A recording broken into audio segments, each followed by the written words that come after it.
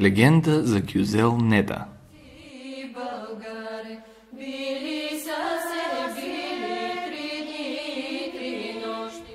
Българските земи пазят стотици легенди и предания. Много от тях произхождат от истински събития.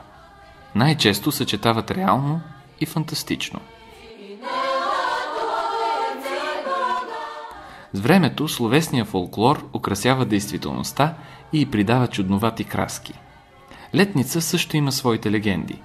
Повечето разказват за смели прояви на бунт срещу турците. Такава е и легендата за Гюзел Неда.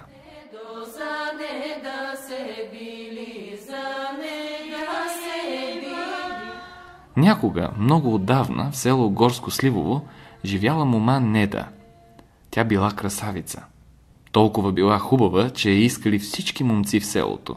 И българите, и турците.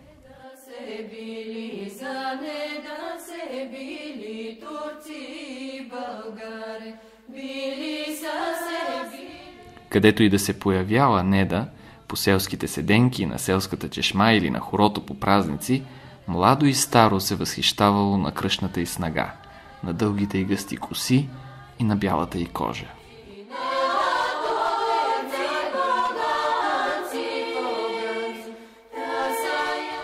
Обикаляли и нашите момчета, ама турците били подръзки. Един ден те направили завера и откраднали момата. Метнали я в една каруца и поели към Сухиндол.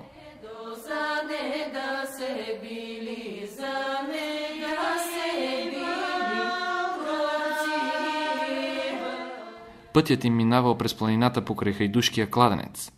Тук мъжете решили да спрат, да си отдъхнат и конете си да напоят.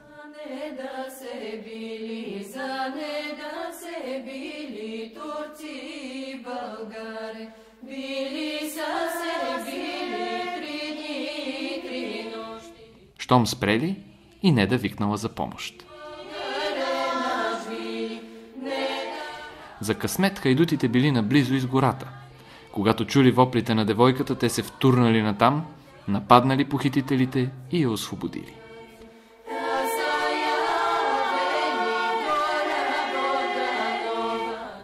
Ама момата не се прибрала у дома на село да шета и да вие хора на мегдана. Тръгнала Неда с четата, редом с мъжете хайдути. А турците се гневили и накрая се примирили и продължили напред по пътя си. От тогавата до днес наричат мястото Пустията.